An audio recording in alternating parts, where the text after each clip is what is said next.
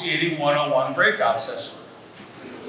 One thing I'm going to start off with, I'm not here to tell you what you're doing is right or what you're doing is wrong.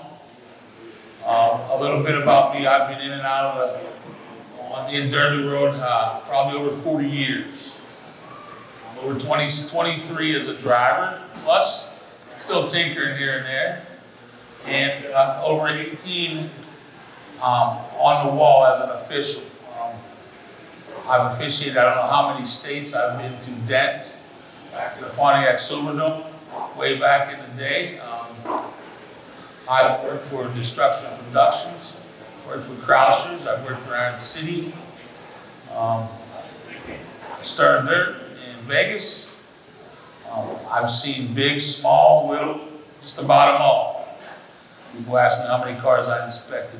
Thousands upon thousands.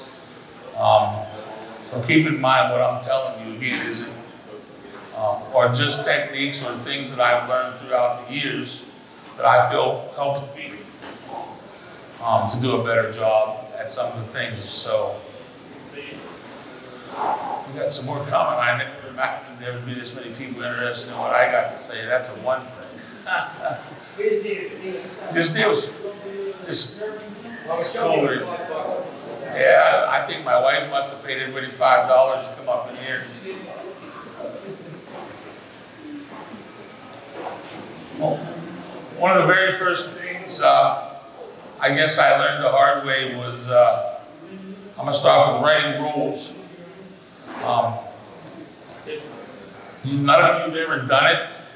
It's probably the number one hardest things that you will ever cross as a demolition derby car official. Especially as what you understand if you come from a driving aspect, which most of that's how that starts. One of the things I always said as a driver, the only one you ever had to please is you. You bought it, you built it, you're the one that's got your arms burnt and dirt and rust in your eye. What changes as an official or promoter in writing rules is you now have drivers, you have a venue, and you have the fans. So getting all those to match and being able to create that balance through, I believe, all starts with a good rule set. I believe there's a couple different sets of rules. Maybe even more than two. There are some guys out there that like a open set where they leave a lot of gray areas and accept that as it is an inspection. Sometimes where, the places you go where, I put an extra plate there, an extra plate there because they're pretty lenient or they're pretty open, or you talk about parallelograms or squares, or 22 becomes 23 because of the bend in it, which puts it at 22 when you measure it straight back. So writing a good set of rules. When you write that set of rules, a lot of times I highly recommend as many people as you can get involved in that as you can. When I tell you that's triangle, when you start to ask people about those different things, perception, interpretation is a big deal, and opinion. Those are some of the things we love about Demolition Derby and some of the things we hate about Demolition Derby. So when you're writing those rules, you're looking at all those things as what is the perception of that? What is the opinion of that? What is the interpretation of that rule? And why I like to incorporate as many people as you can, technically, is because they all have a different way of looking at it, or a different way of reading it. And the more ways that you can interpret other people's interpretation of what you just said, limited weld. Limited weld? What's limited weld mean to you? I told you, hey, we're on a limited weld. to me, limited weld is, would that limit the weld? Right? It's limited on the weld. Now, we come to Derby world, depending on where you're at, you say limited weld. I mean, the first time I seen a limited weld card 10 years ago, I was like, oh, it's limited on what you can't weld, not what you can. You know, I'm like, holy moly. So again, that perception and interpretation on a lot of things. So as many people as you can incorporate into that writing the rules, punctuation, cross members. How many, when I say cross members, how many is that? One? Two. S, plural, right? Two. Two, one in the engine, one underneath the frame. You see what I'm saying? There's your answer. You start to think cross members. You know, you're talking, you know, but again, now here's where he said two. Now I come into intent. I tell you, you guys as cross members have to be within 3 inches of the original position. Does that mean you can put two underneath where the training is? If I said S, or again, is it that intent? So again, writing that and having a guy like that right away, man, he picked out two. We're behind the A-frame, in front of the A-frame. There's so many things that you need to be careful when writing those rules in punctuation. 2 inch, 2 dot, 2 foot, 1 dot. It says 2 with the 1, that's 2 feet, not 2 inches. Oh yeah, I meant 2 inches. Again, it's interpretation and perception of those things. So, in writing the rules, again, it's probably one of the hardest things that you'll ever do. And I'm going to say there's no bulletproof set out there. I've spent weeks, sometimes months, on sets with some of the best people that I could possibly tell you in Demolition Derby. Some of the smartest brains. And the first time I give it, send it out to some of the better drivers to beat up or take a look at, I tell you, they tear it apart in about 30 seconds. It's incredible. Incredible minds. I always said if I'm going down or I'm in a plane and we go down, I want to be with a bunch of derby car people because we'll eat, drink, be merry, and we'll leave this joint when we're ready. So be careful, again, the writing of those rules. Also, I talked about different sets. Again, open or to the point. I want that over 2 inches, down 6 inches, red with pink polka dots. Now, if that bolt isn't over 2 and down and red with pink polka dots, it's wrong. So there are different various sets. Again, just to prove that, you know, hey, we like you to be creative. Or listen, I want that thing over 2 inches, down 6, and red with pink polka dots. One of the things as officials or promoters, when you do that, don't write an open set. Inspect tightly. Or don't write a tight set. If it's over 6, down 2. If it's over 7 and down 3, it's wrong. Well, vice versa. So you make your mind up of which direction you're going to go, and that depends on your area. A lot of times there's builders or the guys over here are used to this or used to that or something more strict. One of the things I tell you in writing a set of rules is I've learned to, on things, there are things you got to control, and there's things that you don't. Never rate yourself in a hole. That line can't be wiggled on, which is, I agree, working, what I'm calling that wiggle is to work with your people within the rule set, but not zigzag. There's that wiggle. Somebody from, this car even built for this rule set. It comes, it needs wiggle. Or I did push or go over this line. As long as that wiggle and your consistency in that wiggle, it's the zigzag that causes the issues, which tells me somebody has something that gives them more of a distinctive advantage over others. And they can fight, kick, and cuss. But again, I'm talking my terms. One part of your job is in writing the rules and enforcing them, is keeping how they come and making them as much the same as you possibly can to compete on a square, even playing field.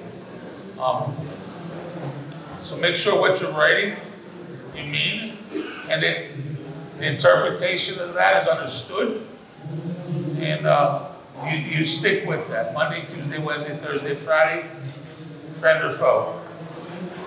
As an official, you have no enemies, you have no friends. Mom, dad, sister, brother, best friend, uncle, aunt, worst enemy. And believe me, over the 18 or 20 years, and as hard as I've promoted in the last 4 years, I've run across them all. But you treat them 100% equally. Now you're going to be accused of not doing so. Somebody told me immediately and said, well, you know them. I've been in Derby World 40 years. I've been promoted all over the place, country, South Carolina. Yep, I'm pretty sure I know it. So, I mean, what do you want me to do? Any questions on rule writing or any input, please feel free to jump in on anything or something I didn't touch on that you guys would like to hear more about. Anybody on anything on rule writing? It's a tough one. Probably the hardest. The hardest Bible, because it's your Bible going forward. And to live and die by it as you can. That's in stone. Next is phone questions. I've been pleasured with having this youth group, youth officials, for probably over 2 months. Maybe, how long, guys? About 2 months, some of you? Well, for this cadet class, not only are they doing the inspection, but in order to keep it as honest as, like we do it on the bigger scale, is we've had a group message or group text. So every time I'm prepared, or a question has came in, I have shot it to these guys. Well, so here's the guy, here's the question. Can we come to work as a group, as a whole, that we answer that question or come up with a fix or a repair according to our rule set? And it's been pretty interesting on things and how we've done it. We had a bumper, for instance, hey, send you a text, can I use this bumper?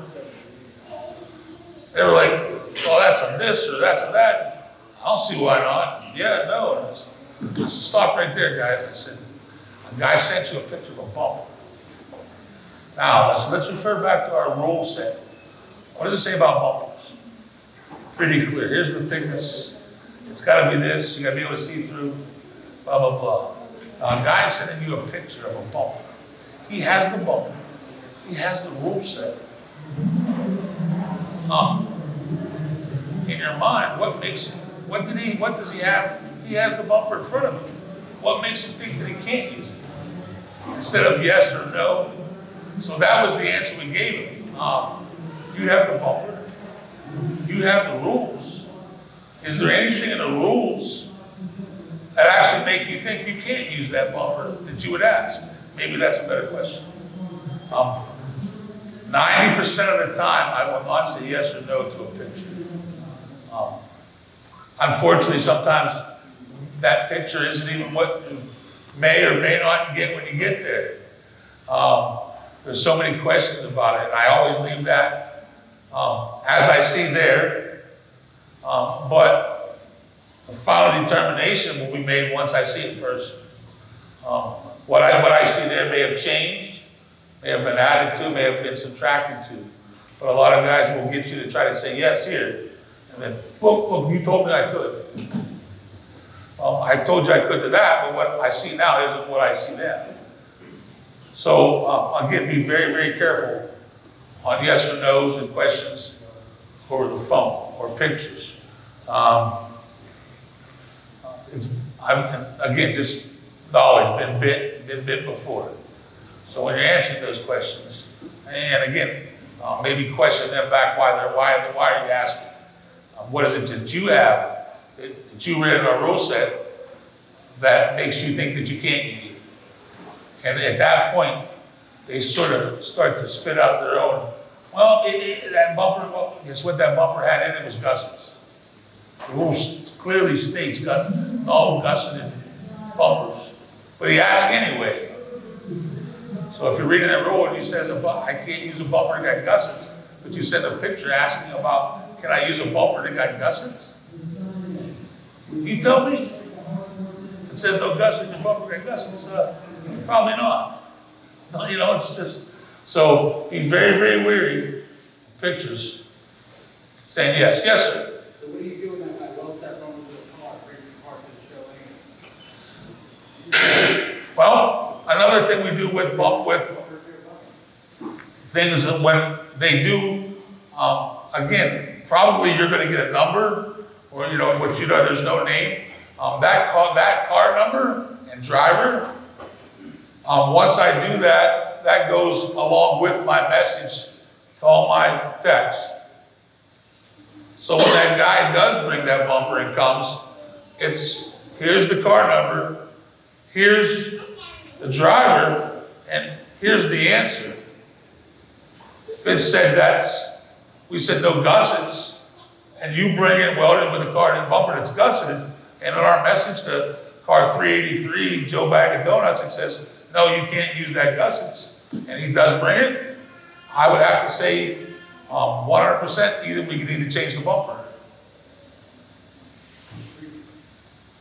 So that kind of nips it in the bud on that end of it. So the inspection line etiquette, ethics, etiquette. If you've been in an inspection line, and I have seen 7 a.m. The Stern Dirt one in Vegas, we started at 7 a.m. and we quit approximately 12:15 a.m. that next morning. It's again one of those things as you build up, and I never want to call it an argument, but a back and forth conversation on why they did it, why you're saying no. You as an inspector have an obligation. You're going to eat a lot of crow. They're going to talk a lot of bad about you. They're going to say those things. But you got to keep your wits about you in that inspection line. Again, I think there's a lot of games and there's a lot of things played to get you off your game or to try to change the aspect of those things. But always remember, take nothing personal. I don't mind. As a driver, I was probably part more of the problem than I was the solution back in my day. I expect them to do everything they can to win. But as an official, the first thing I'm going to tell you, you do yours is to bring the best you can. You push. They push it. Please don't be mad at me when I push back. Right? It's that simple. I'm not mad at you for pushing. Don't be mad for me pushing back again for that zigzag, for that wiggle. And normally, respect. You show respect, you get respect. Not all the time. There's just some that it's not going to work. But always calmly, politely, keep your head about you. Take the high road, no matter how hard it is. You got to walk away, catch your breath, and get your head straight for a minute. Probably the time and the place to do that. Because it's going to serve you no real good purpose. I'll be yelling and screaming and create an issue. Politely tell the gentleman that these are his options. That's the end of it. And we go to the next car. Because it can start, you're at 15, 20, and you start that bickering or that, next thing you know, that guy's been there for 45 minutes. You're behind on this, you're behind on that. So that stern but diplomatic. That's kind of the way I like to put it. Talked about the wiggle room with no zigzag. And in the inspection line, I think the biggest thing, consistency from show to show to show. The first car you inspect that day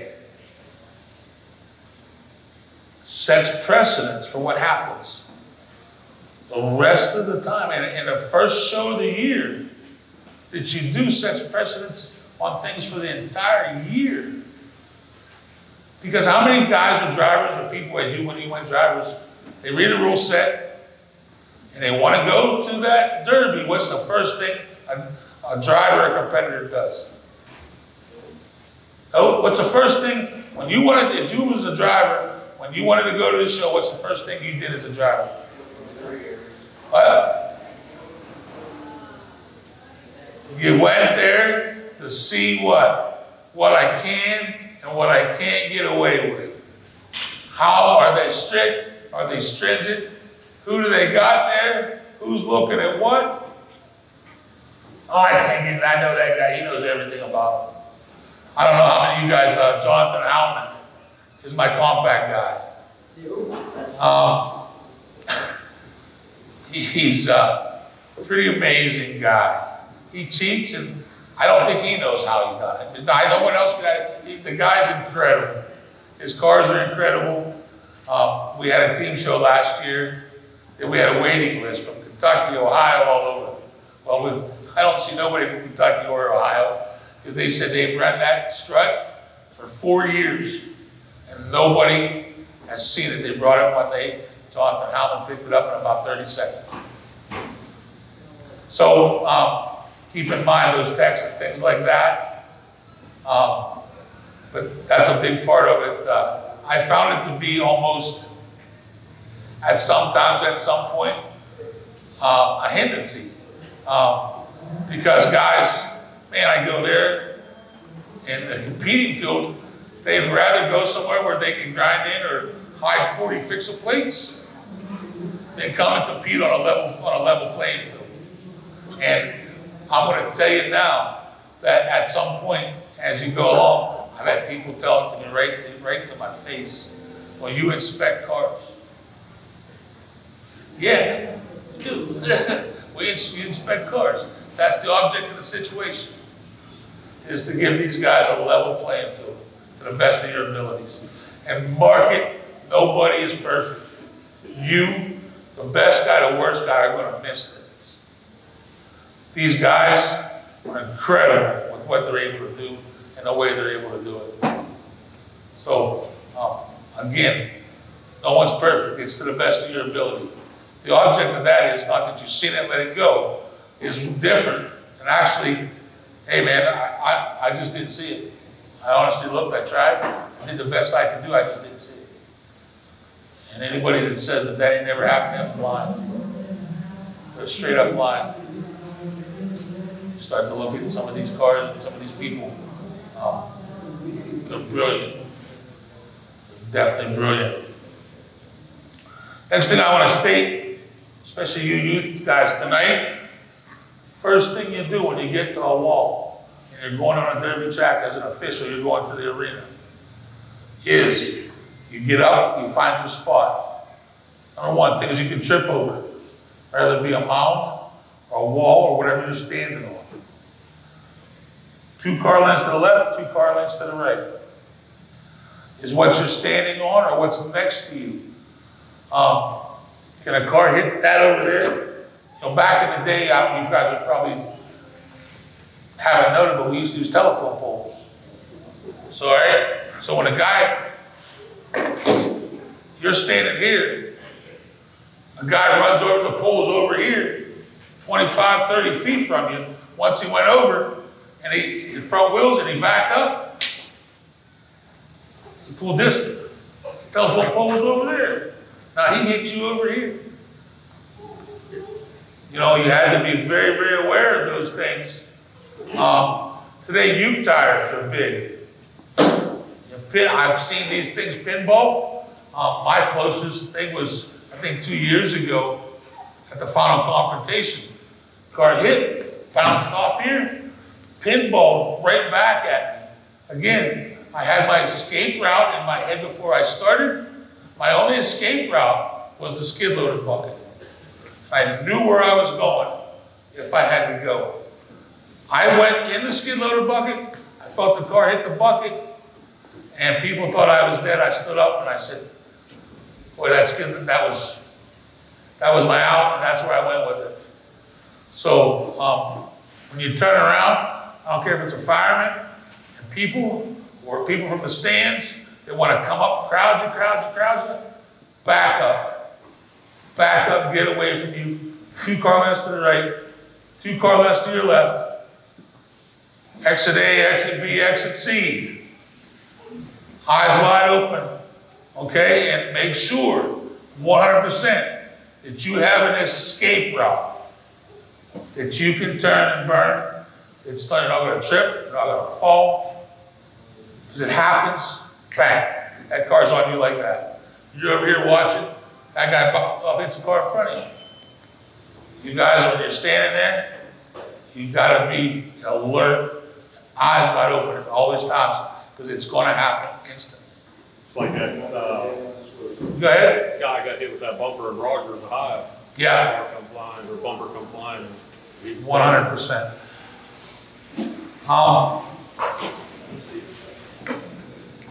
Another thing on the wall that you're going to face is someone's going to come up and a car's going to get around you. And then one of the things that you see, the first time that car comes to you, and on the back side, the minute you see the ass end of that car and those tires, what's the next thing going to happen? Mud one. How many? Anybody fishing on pea gravel yet? How many fishes on pea gravel? You're fishing on like Stoneboro. Man, I'm telling you what, you youth officials will get there right off the bat. You'll get made love to on this pea gravel. It's going to hurt. It's going to sting. Trust me. That pea gravel hurts. It hurts. One of the things, again, safety glasses, this and that. The minute that you see the ass of that car with those 2 tires, one of the only things that you actually do have in your hand is usually a flag. So one of the first things I do when I see the ass of that car is I grab my flag. Believe it or not, something like this, for the second that you need, you get one. It deflects a bunch. If you got it in the center and you're giving it a good hold, believe me, you might get it all around your butt, but it's not in your eye, in your mouth, or your face, or especially in your eye where it hurts. So one of the things that you're doing, you pull that flag up and protect your face with one of your flags. Makes a big difference, especially on something like that.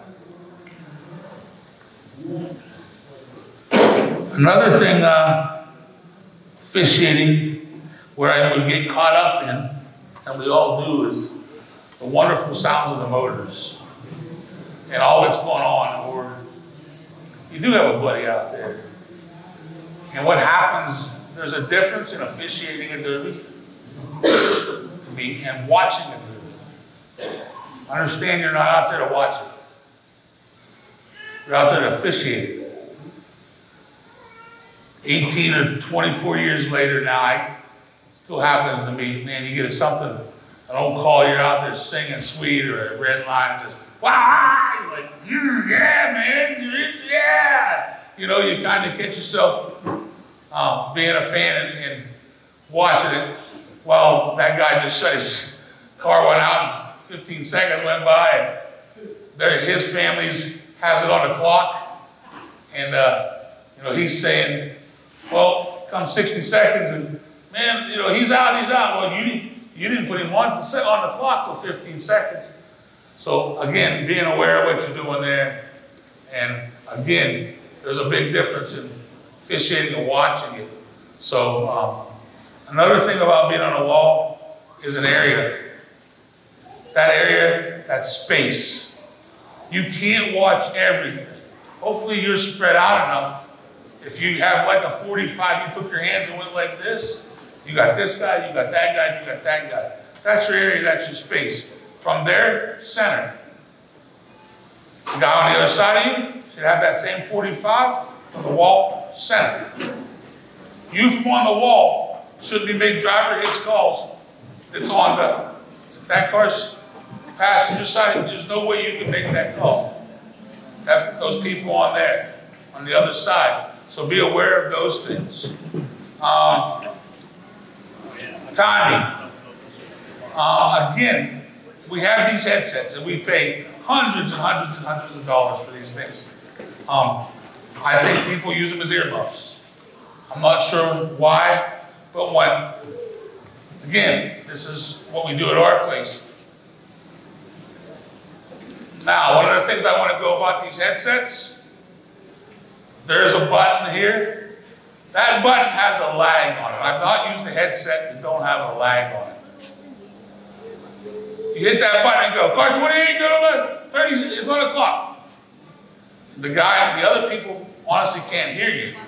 Number one, because of the way you get that headset, that lag, I know I didn't get car number.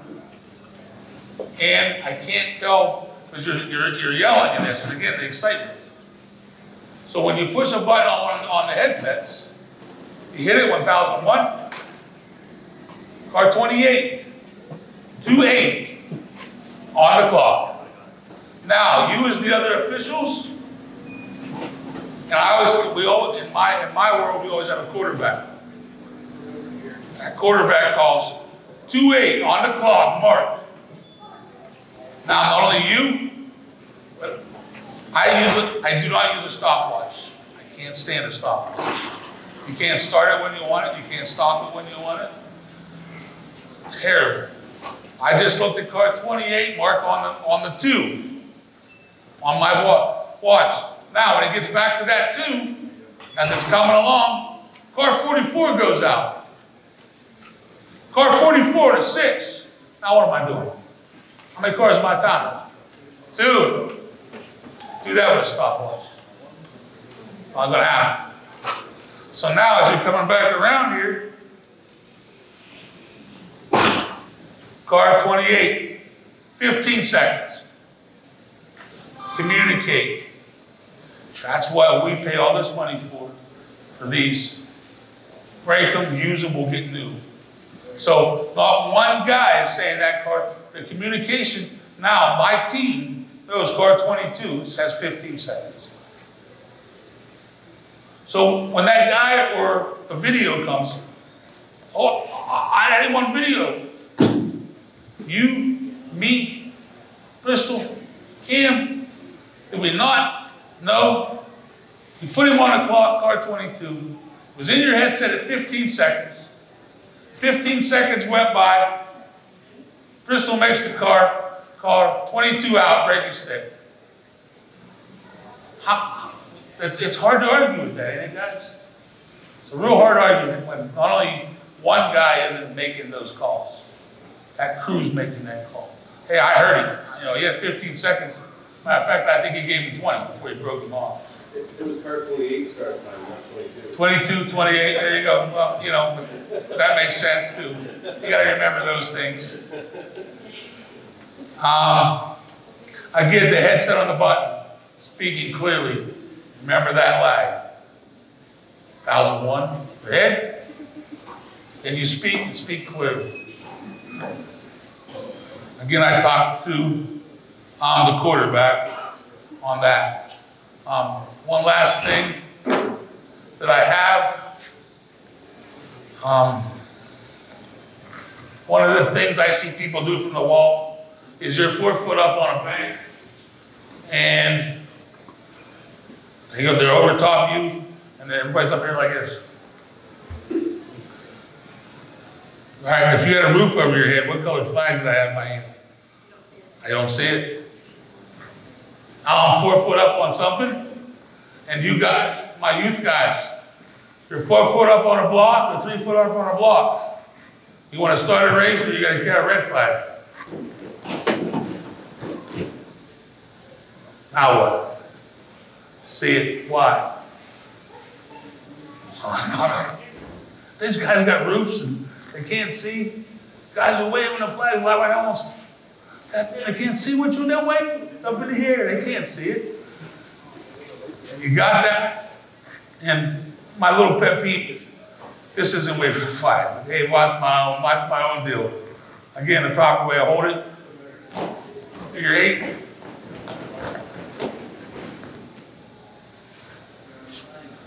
That's how you do it. Again, visual. Be very visual. At night, I'm a big fan of a flashlight. You know, stop us. You watch us and the way we do it. That red flag comes out. The flashlight should be in those people's eyes. Stop them.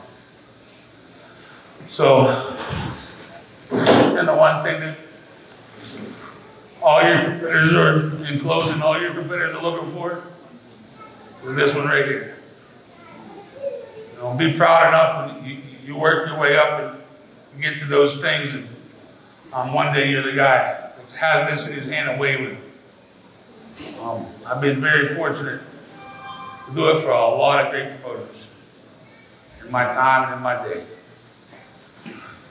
So hey, I'm closing. Again, I'm not telling you what you do is wrong. I'm telling you this is the way I do it and things that I've seen and found over the many, many years of mistakes that work for me. Okay? You guys, any questions?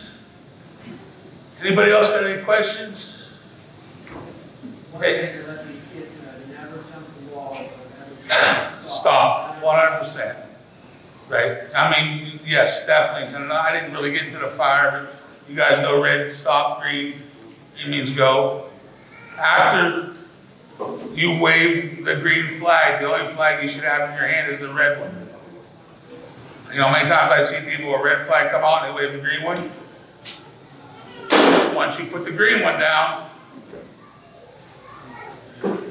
there, you go to our red one.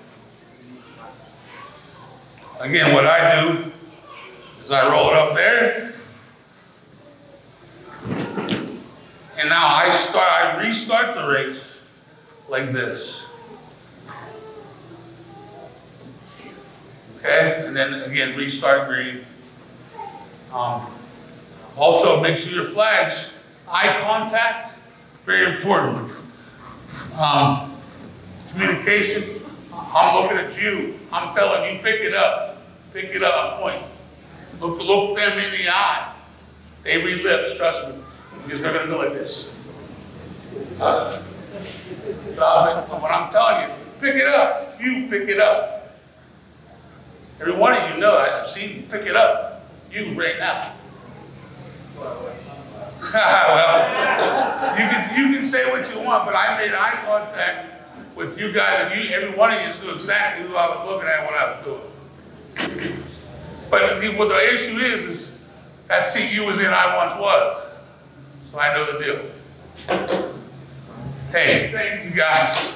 Hope something you take back to your promotions, to your people, to your companies. It makes you better, it helps you in what you do. Thank you.